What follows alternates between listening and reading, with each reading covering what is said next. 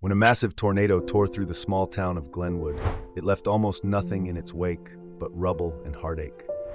Among the debris of what once was his family home, John stumbled upon a relic from his past, his childhood toy train, miraculously unscathed.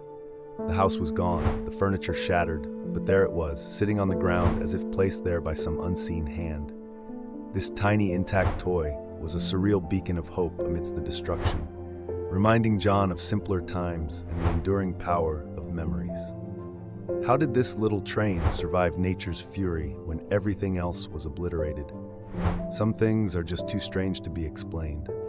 Subscribe for more unbelievable real-life stories that defy logic and tug at the heartstrings.